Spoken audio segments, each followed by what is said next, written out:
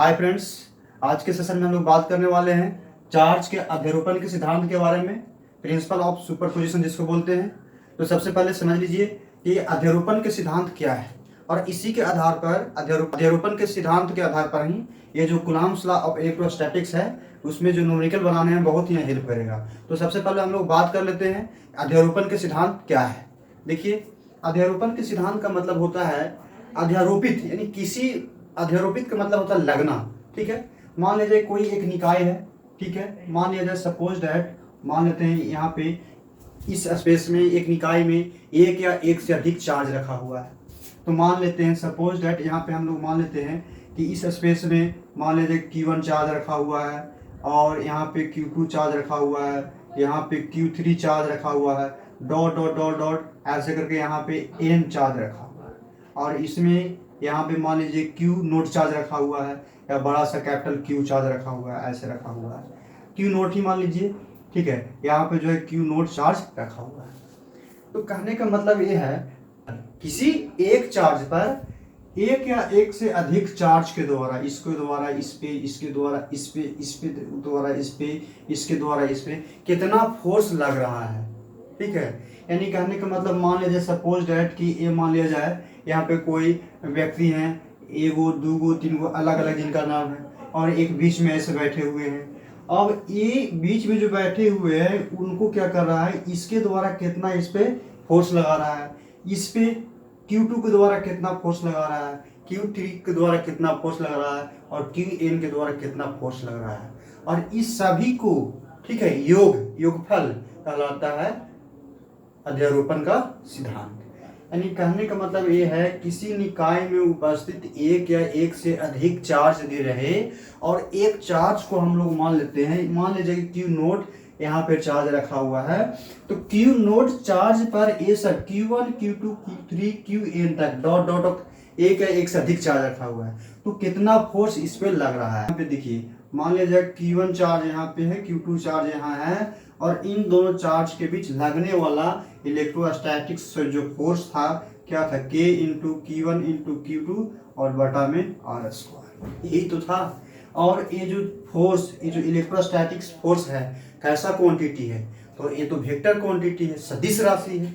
तो कहने का मतलब ये है कि किसी निकाय में उपस्थित एक या एक से अधिक चार्ज है और किसी एक आवेश पर इस एक या एक से अधिक चार्ज के द्वारा जो फोर्स लगता है उसी फोर्स का जो समेशन होता है, योगफल होता है। और ये जो योगफल जो होगा कैसा होगा, सदिश होगा कि अदिश होगा, तो सदिश होगा क्योंकि इस पे इलेक्ट्रोस्टैटिक फोर्स इस पे लगेगा। तो इलेक्ट्रोस्टैटिक फोर्स एक सदिश राशि है। तो इस पे जो कि Q1 चार्ज के द्वारा Q नोट पर देखिए, मान लीजिए कि ये भी प्लस चार्ज है और ये भी प्लस है, ये भी प्लस है, ये भी प्लस है और ये भी प्लस है।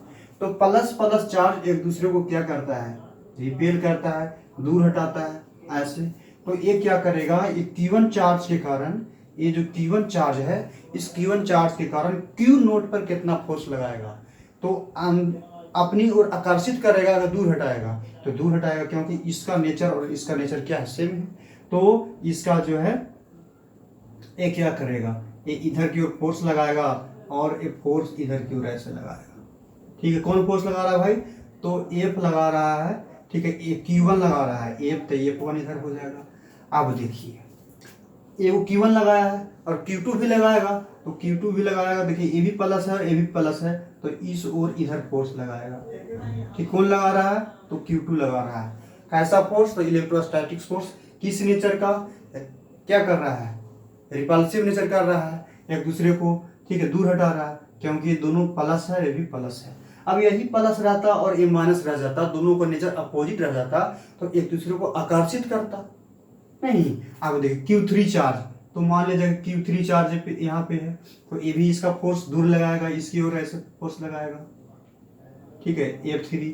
अब देखिए Qn चार्ज, इस चार्ज के द्वारा कहाँ पे, तो सपोज दैट मान लिया जाए, इसको आओ इधर कर दीजिए, यहाँ पे कर दीजिए। मान लीजिए Q1 चार्ज यहाँ पे है, तो यहाँ पे इसका और ऐसे ऐसे फोर्स लगाएगा इधर F। अब देखिए Fn, अब देखिए यहाँ से क्या निष्कर्ष निकल रहा है, Q नोट, इस सिस्टम में देखिए एक या एक से अधिक चार्ज था, एक या एक से अधिक चार्ज है, Q1 Q2 Q3 Q4 dot dot dot n तक चार्ज है, और किसी एक चार्ज पर इस चार्ज के द्वारा, एक या एक से अधिक चार्ज के द्वारा जो इलेक्ट्रोस्टैटिक्स फोर्स लगा रहा है, और इसी फोर्स का देखिए सदिश योगफल कहलाता है सुपरपोजिशन ऑफ चार्ज कहलाता है। अर्थात यहाँ पर लिखे हम तो नेट फोर्स जो होगा किसके पर, तो Q नोड पर लगने वाला नेट फोर्स का जो वैल्यू होगा तो F1 होगा, प्लस में F2 होगा और F3 होगा, डॉट डॉट डॉट Fn होगा। यही कहलाता है चार्ज का अध्यारोपण का सिद्धांत। ठीक है, यानी इसके मतलब ये होता है कि कोई एक चार्ज को ले लीजिए और इस निकाय में कितना चार्ज रखा हुआ है उस पर टोटल जो फोर्स लगता है उसी को योगफल को क्या कहते हैं, आवेश का अध्यारोपण का सिद्धांत कहते हैं। अब देखिए यहाँ पे देखिए, अब इसी के हेल्प से देखिए यहाँ पर तीर के निशान क्यों दिए, क्योंकि ये वेक्टर क्वांटिटी है, ये जो फोर्स है वेक्टर क्वांटिटी है, और इनका योगफल होगा डायरेक्ट नहीं होगा। यानी मान लीजिए कि 5 न्यूटन है, 6 न्यूटन है, 7 न्यूटन है, कुछ भी होगा, इसका जो मैग्नीट्यूड कुछ भी होगा तो डायरेक्ट नहीं जुटेगा, ये वेक्टर के नियम के अनुसार जुटेगा। जैसे कि मान लीजिए कि हम लोग पढ़े थे वेक्टर में, देखिए हम लोग क्या जानते हैं कि एक वेक्टर ए ऐसे रहे और दूसरा वेक्टर बी ऐसे रहे, तो इनका जो योगफल होगा, तीसरा वेक्टर जो इसका जो मैग्नीट्यूड देता है वेक्टर ए प्लस बी के बराबर, तो इसके अनुसार जुटेगा। ठीक है, तो हम लोग अभी क्या देखें कि यदि किसी निकाय में एक या एक से अधिक यदि चार्ज उपस्थित है और किसी एक चार्ज पर इस चार्ज के द्वारा एक या एक से अधिक चार्ज के द्वारा जो फोर्स लगता है उसी फोर्स के सदिश योगफल जो है क्या कहलाता है, चार्ज का अध्यारोपण का सिद्धांत। चलिए हम इसे लैंग्वेज के रूप में थोड़ा देख लेते हैं। देखिए एक कोई निकाय बना दिए, एक या एक से अधिक Q1 Q2 Q3 dot dot dot n तक, एक या एक से अधिक तक भी बना सकते हैं। अब इसमें कोई चार्ज Q नोट रख लिए, तो प्लस चार्ज का कारण देखिए ये प्लस, मान लीजिए कि धनात्मक चार्ज होगा, ये भी धनात्मक प्रकृति का, ये भी धनात्मक, यहाँ भी धनात्मक, तो एक दूसरे का दूर हटाने की कोशिश करेगा। तो Q1 आवेश के कारण Q नोट पर लगने वाला फोर्स जो होगा किस नेचर का होगा, तो ये दूर हटाने का, विकर्षित करेगा। इसके और इसके द्वारा जो फोर्स लगेगा एक दूसरे पर क्या दूर हटाएगा, तो F1 लगाया। इसी तरह से Q2 लगाएगा, Q3 लगाएगा और Qn तक लगाएगा। अब इसका जो योगफल होगा सदिश तरीका से हम लोग योग करेंगे, यानी वेक्टर के नियम के अनुसार हम योगफल निकालेंगे। अब देखिए थोड़ा सा इसका लैंग्वेज के रूप में देख लिया जाए। क्या कहता है लैंग्वेज, किसी निकाय में उपस्थित, किसी निकाय में उपस्थित एक या एक से अधिक आवेश, किसी एक आवेश पर, किसी भी एक आवेश को ले लीजिए, और इसको भी ले सकते हैं, इसको भी ले सकते हैं, कोई भी एक आवेश को मान लीजिए, और किसी एक आवेश पर लगने वाले सभी आवेश के सदिश योगफल, सभी आवेश के योगफल कैसा होना चाहिए, सदिश योगफल के परिमाण के बराबर होती है। यही कहलाता है आपका अध्यारोपण के सिद्धांत। अच्छा, सदिश योगफल क्यों कर रहे हैं, क्योंकि ये फोर्स है, इलेक्ट्रोस्टैटिक फोर्स एक सदिश राशि होता है। अब देखिए इसका यूज कैसे होगा, देखिए हम लोग ये जानते हैं, मान लिया जाए कि देखिए एक समबाहु त्रिभुज बना दिए, ठीक है। देखिए फॉर एग्जाम्पल के लिए थोड़ा सा देख लीजिए, देख लिया जाए, ठीक है। मान लिया जाए कि यहाँ पे 2 कूलम का कोई चार्ज है, प्लस 2 कूलम का चार्ज, और यहाँ पे प्लस 2 कूलम का चार्ज है, और यहाँ पर भी प्लस 2 कूलम का चार्ज है, और इनके बीच में देखिए ए नाम दे दीजिए, इसको बी और इसका सी, और इनके बीच में दूरी जो है इक्वल है। मान लिया जाए कि दूरी है आपका 5 मीटर का दूरी है, और यहाँ पर भी 5 मीटर का दूरी है, और यहाँ पर भी 5 मीटर का दूरी है, ठीक है। अब देखिए इसमें क्या हम लोग करेंगे, पूछेगा कि बिंदु ए पर लगने वाला फोर्स का वैल्यू क्या होगा, ठीक है। पॉइंट ए पर लगने वाला फोर्स का वैल्यू क्या होगा। देखिए तो इस निकाय में कितने चार्ज प्रेजेंट है, तो 3 गो चार्ज है, तो बिंदु ए पर कितना फोर्स लगेगा, किसके द्वारा, तो ए फोर्स लगाएगा, बी पॉइंट पर जो चार्ज है 2 कूलम का वो फोर्स लगाएगा, और सी पॉइंट पर जो 2 कूलम का फोर्स है कितना दूरी पर, 5 मीटर की दूरी पर, 5 मीटर की दूरी पर वो फोर्स लगाएगा। अब देखिए कहने का मतलब ये है कि ये कैसा नेचर का है, प्लस नेचर का, ये प्लस नेचर का है।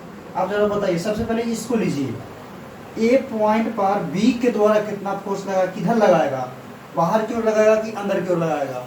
देखिए ध्यान से, इसको देखिए थोड़ा, किधर की ओर लगाएगा भाई, इसका नेचर क्या है, सेम नेचर का है। तो यदि दो अवेज सेम नेचर का रहे तो ये जो फोर्स लगाएगा ये रिपल्सिव फोर्स लगाएगा, और एफ बी लगाएगा, पॉइंट ए पर बी के द्वारा एक फोर्स लगा है, और सी भी क्या है, सेम नेचर का है, तो सी के द्वारा भी एक फोर्स लगेगा, एफ और सी लगेगा, क्योंकि ये भी धनात्मक है। अब देखिए ये दोनों का जो है ये कैसा ट्रायंगल है, समबाहु त्रिभुज है, तो समबाहु त्रिभुज का तीनों कोण का जो वैल्यू होता है इक्वल होगा, ये भी 60 डिग्री और ये भी 60 डिग्री होगा कि नहीं। चलिए फिलहाल इसको अभी स्क्रीनशॉट लीजिए, इसी टाइप का सवाल हम लोग अभी देख लेते हैं, एक एग्जाम्पल के तौर पर इसी पे आधारित है, थोड़ा सा देख लिया जाए। फिलहाल इसको मान लिया जाए कि यहाँ पे जो है 5 कूलाम का चार्ज कोई रखा हुआ है, ठीक है, और एक से अधिक 3 को ले लीजिए, और यहाँ पे प्लस 5 कूलाम का चार्ज रखा हुआ है, और सेम दूरी पर, दूरी आप लोग क्या होगा, ये चार्ज के बीच का जो दूरी होगा क्या होगा, सेम रहेगा। मान लीजिए कि 5 कूलाम है तो 5 मीटर भी ले लीजिए दूरी, और इसका भी दूरी कितना है 5 मीटर ही, और इसका भी दूरी 5 मीटर ही, यानी तीनों का दूरी क्या है, इक्वल है। अर्थात कहने का है मतलब इस नेचर का है कि नहीं, देखिए तो इस नेचर का चार्ज है, इसके जैसा है, और ये पॉइंट ए, इसको पॉइंट बी और इसको पॉइंट सी। अब देखिए सवाल क्या है कि 5 कूलम का चार्ज 3 को रखा हुआ है, मान लीजिए कि पॉइंट ए है, ये बी है, और ये क्या है, सी है। अब पूछेगा कि ये दोनों चार्ज के द्वारा बी और सी जो पॉइंट पर चार्ज रखा हुआ है उस चार्ज के द्वारा ए पर कितना फोर्स लगेगा, ऐसा सवाल पूछे। चाहे बी पर कितना फोर्स लगेगा, चाहे सी पर कितना फोर्स लगेगा, ये पूछ सकता है। तो यहाँ पर देखिए जो चार्ज का वैल्यू है तीनों का, पहले देख लीजिए भुजा का वैल्यू क्या है, इक्वल है, ये भी 5 मीटर की दूरी पर है, ये भी 5 मीटर की दूरी पर है, और ये भी 5 मीटर की दूरी पर है, और इसका जो फोर्स का वैल्यू कितना है 5 कूलम है, सॉरी आवेश का जो वैल्यू है 5 कूलम, और ये भी क्या है 5 कूलम का है। अब क्या सवाल पूछा है कि 3 को चार्ज 5 कूलम का, देखिए 5 कूलम यहाँ भी, 5 कूलम यहाँ भी, 5 कूलम यहाँ भी, और पूछ रहा है कि पॉइंट ए पर बी और सी के द्वारा नेट फोर्स कितना लगेगा, बी और सी के द्वारा नेट फोर्स कितना लगेगा। देखिए बहुत ही मजेदार है सवाल है, कहने का मतलब समझ में आया। सवाल पहले समझिए कि 3 को कोई चार्ज है, 3 को कोई चार्ज है, और ये तीनों चार्ज जो रखा हुआ है इक्वल डिस्टेंस पे चार्ज रखा हुआ है, यानी समान दूरी पर ये चार्ज रखा हुआ, 5 मीटर की दूरी पर, 5 मीटर की दूरी पर, 5 मीटर की दूरी पर। तो इन दोनों चार्ज के द्वारा पॉइंट ए पर नेट फोर्स कितना लगेगा। सवाल को करने से पहले देखिए हम लोग क्या पढ़े थे, कूलम्ब्स लॉ में क्या पढ़े थे, यदि दो कोई चार्ज किसी दूरी पर रखा हुआ हो, ठीक है, प्लस प्लस आर दूरी पर रखा हुआ हो, तो इन दोनों चार्ज के बीच लगने वाला electrostatic force F equal to क्या बताए थे, के Q1 इंटू Q2 और बटा में आर स्क्वायर। अब हम लोग एफ बी पर कितना फोर्स होगा और एफ सी पर कितना फोर्स होगा ये वैल्यू निकाल लेंगे, और निकालने के बाद ए पॉइंट पर जितना फोर्स लगाएगा बी और सी के द्वारा उसका कैलकुलेट करके हम लोग नेट फोर्स निकाल लेंगे। और नेट फोर्स डायरेक्ट नहीं जुटेगा, क्योंकि फोर्स जो होता है सदिश राशि होता है, सदिश के नियमों के अनुसार जुटेगा, ठीक है। थोड़ा सा एक प्यारा सा कंसेप्ट थोड़ा सा देख लीजिए, आप लोग वेक्टर में पढ़े होंगे। यदि दो फोर्स का वैल्यू इक्वल रहे, सबसे पहले ए पॉइंट देखिए, ए तो आप लोग देख लीजिए, ए पॉइंट देखिए कि यदि दो फोर्स F1 और F2 कुछ एंगल पे है, F1 और F2 कुछ एंगल पे है, तो इन दोनों फोर्स के बीच लगने वाला जो है नेट रिजल्टेड फोर्स का जो वैल्यू होता है, एफ नेट का जो वैल्यू होगा कैसा होता है भाई, तो F1 का होल स्क्वायर और F2 का whole square plus 2F1 into F2 cos theta. यही हम बात करने वाले थे, इसको भी थोड़ा सा देख लीजिएगा। अब बात ये पूछेगा कि पहला पॉइंट और दूसरा पॉइंट, अब बात ये पूछे कि यदि F1 और F2 बोल रहे हैं, तो यदि F1 और F2 का वैल्यू यदि सेम हो जाए, यदि F1 इक्वल टू F2 हो जाए, तब सर रिजल्टेड फोर्स का वैल्यू कितना होगा। तो रिजल्टेड फोर्स का वैल्यू याद कर लीजिएगा कि यदि दो फोर्स आपस में इक्वल है, तो इन दोनों फोर्स के बीच लगने वाला रिजल्टेड फोर्स है, जो लगने वाला रिजल्टेड फोर्स होगा, इन दोनों फोर्स के बीच लगने वाला रिजल्टेड फोर्स याद कर लीजिएगा। F1 और F2 का हमने F मान लेते हैं, ठीक है, दोनों इक्वल है। तो यहाँ से यदि दो फोर्स आपस में इक्वल है, यानी थीटा का वैल्यू क्या हो जाएगा, अभी देख लेते हैं क्या होने वाला है, हाफ हो जाएगा।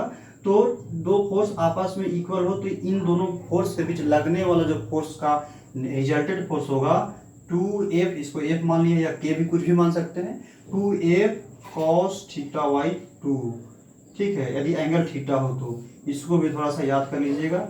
और ये जो वेक्टर में पढ़ना था, तो वेक्टर में हम लोग एक सेपरेट वीडियो बना देंगे इसके बाद, ठीक है, देख लीजिएगा ये कैसे आया है, इसका भी हम लोग प्रूव करेंगे।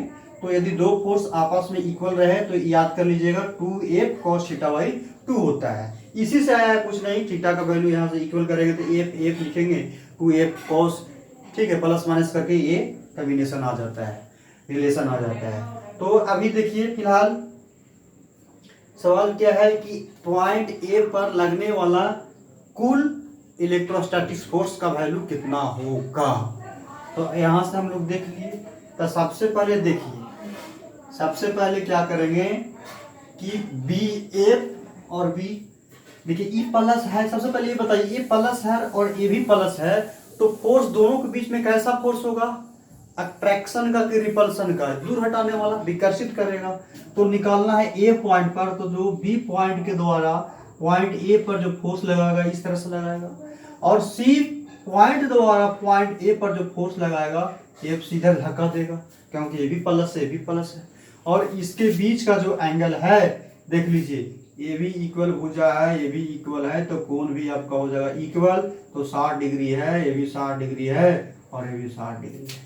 तो आपका ये भी 60 है और ये भी 60 डिग्री है और ये भी 60 डिग्री है, तो इसके बीच का भी एंगल हो जाएगा 60। और याद कर लीजिएगा, दो फोर्स के बीच में जो रिजल्टेड फोर्स निकालना है, रिजल्टेड फोर्स हमेशा उसके बीच होता है, और इसका निकाल दीजिएगा एफ नेट का वैल्यू आपको क्या होगा, ऐसे होगा। अब ये 60 है तो 30 हो जाएगा कि नहीं होगा, बिल्कुल हो जाएगा, ठीक है। अब देखिए सबसे पहले एफ बी का फोर्स निकाल लेते हैं, क्योंकि पॉइंट ए है पॉइंट बी है, जब ये दोनों के बीच में फोर्स का वैल्यू मालूम रहेगा तब तो हम निकालेंगे, एफ बी और एफ सी का वैल्यू मालूम रहेगा तब तो हम लोग यहाँ से दो पॉइंट से निकाल लेंगे कूलम्ब के नियम के अनुसार, और यहाँ पर भी एफ सी का वैल्यू निकाल लेंगे कूलम्ब के नियम के अनुसार।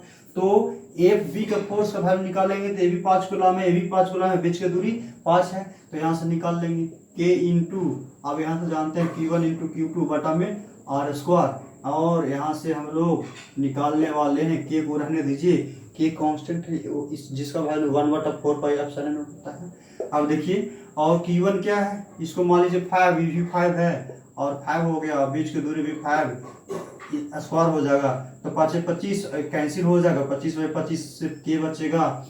अब देखिए, और एफ सी पॉइंट पर तो एफ सी का वैल्यू निकाल लेते हैं, तो एफ सी बराबर क्या हो जाएगा, ये भी तो वही होगा 5 इंटू 5 और वाई 5 के स्क्वायर, इनके बीच का दूरी 5 है, 5 कूलम्ब, ये भी 5 कूलम्ब है, तो सी पॉइंट पर जो फोर्स लगेगा ये भी के बराबर होगा। अब हम इसीलिए आप लोगों को बताए थे कि जब दो फोर्स आपस में इक्वल रहे तो इन दोनों फोर्स के बीच लगने वाला नेट फोर्स का फॉर्मूला ये होता है। तो यहाँ से हम लोग क्या लिखेंगे, एफ नेट बराबर एफ बी प्लस में एफ सी लगेगा, और दोनों फोर्स का वैल्यू क्या है, इक्वल है, तो इक्वल है तो फार्मूला ही लगा देंगे 2F cos, तो F के जगह पर हम लोग क्या ले लिए, के लिए, दोनों का वैल्यू तो के ही आ रहा है, और यहाँ क्या थीटा बाई 2, और थीटा कितना है, ये 60 डिग्री है, तो 60 डिग्री के आधा कर देंगे, तो यहाँ से 2 और के और cos 60/2 और 60 डिग्री बटा में 2, तो 2K और cos कितना डिग्री 60 डिग्री, अब यहाँ से देख लीजिए 2k cos 60 का वैल्यू √3/2 अर्थात 2 से 2 कैंसिल, इसका आंसर कितना है भाई √3 × k, अर्थात एफ नेट जो लगेगा इन दोनों फोर्स के बीच लगने वाला जो एफ नेट फोर्स होगा, ठीक है, किस पॉइंट पर, तो ए पॉइंट पर जो नेट फोर्स लगेगा √3 × k लगेगा, 3 × k के बराबर लगेगा। तो इस टाइप का सवाल, ठीक है, आप लोग से पूछ सकता है। तो यहाँ पर ये ऐसे होगा, इधर लगेगा, यहाँ पे ये ऐसे होगा, तो यहाँ पर एफ बी होगा और यहाँ पर एफ सी होगा, और नेट फोर्स जो लगेगा एफ नेट यहाँ पे लगेगा, और इसका जो वैल्यू है कितना आया √3 × k, और इसका जो वैल्यू है k आया, और इसका वैल्यू कितना है k आया।